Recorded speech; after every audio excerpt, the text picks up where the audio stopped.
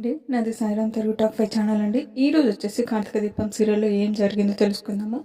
పెళ్లి చేసుకో జోష్న, ఆస్తి మొత్తం నీకే ఇస్తాను అంటుంది సుమిత్ర. ఆ పాయింట్ నచ్చుతుంది జోష్నకి. దాంతో పెళ్ళికి ఓకే అంటుంది. కానీ ఆ గౌతమ్తో మాట్లాడి వస్తాను అని వెళ్తుంది. అయితే గౌతమ్ మంచివాడు కాదు అని మనకి దీపక్కి ఓ క్లారిటీ ఇచ్చేశారు డైరెక్టర్. రమ్య అనే పని మనిషిని వాడుకొని కడుపు చేసి డబ్బు ఇచ్చి ఆ కడుపు తీయించుకో అని బెదిరించడంతో వాడు ఆడవాళ్ళ పిచ్చోడనే క్లారిటీ అయితే వచ్చేసింది. మన దీపక గౌతమ్ రమ్యల ప్రేమ పంచాయతీలో అడ్డుపడి రమ్యకి న్యాయం చేయాలి అనుకుంటుంది. కానీ రమ్య తల్లిదండ్రులు భయపడి దీపని వెళ్ళిపోమంటారు. దాంతో ఏ న్యాయం చేయలేక గౌతమ్తోనే కర్మ ఎవరిని వదిలిపెట్టదు, దేవుడు చూస్తున్నాడు, నీకు తగిన శిక్ష వేస్తాడు అనేసి వచ్చేస్తుంది. దీప రాగానే గౌతమ్ రమ్య వాళ్ళతో ఆ డబ్బు తీసుకొని వెళ్ళిపోండి, తేడా వస్తే ఊరుకోనని హెచ్చరిస్తాడు.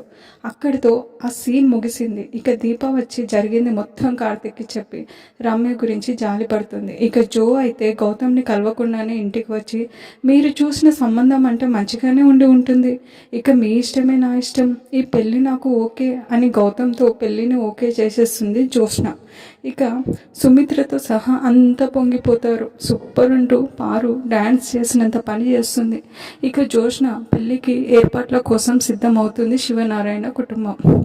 ఇక దీపతో కార్తీక్ సంబరంగా దీప మనకు పెద్ద కాంట్రాక్ట్ వచ్చింది, ఇప్పటిదాకా జోష్న రెస్టారెంట్ ఫుడ్ ఆర్డర్ చేసుకునే విజయ్ కంపెనీ ఇప్పుడు మన ఫుడ్ కావాలంటున్నారు, రేపే మనం వాళ్ళకి ఫుడ్ పంపించాలి అని చెప్తాడు. సీన్ కట్ చేస్తే విజయ్ కంపెనీ నుంచి డీల్ క్యాన్సిల్ అయినందుకు శివనారాయణ జోష్నని నిలదీస్తూ ఉంటాడు. 5వ తరగతి చదువుకున్న దీపే ఆ రెస్టారెంట్ గురించి అంత చేస్తుంటే లండన్లో చదువుకొని వచ్చిన నువ్వు మన రెస్టారెంట్ కోసం ఎంత చేయాలి, విజయ్ కంపెనీ డీల్ ఎందుకు క్యాన్సిల్ చేసుకోవాల్సి వచ్చింది అంటూ ఫైర్ అవుతాడు.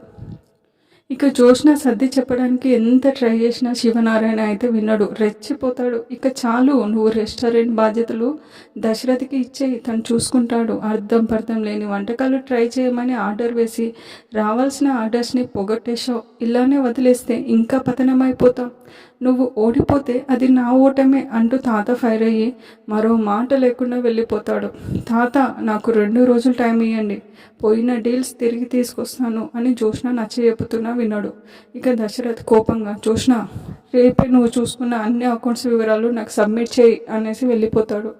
పెళ్ళి జరగబోతుంది, కాస్త ఇంటి పట్టునే ఉండు అని తాత అనేయడంతో దశరథ్ కూడా అదే రీతిలో చెప్పేసి వెళ్ళిపోతాడు.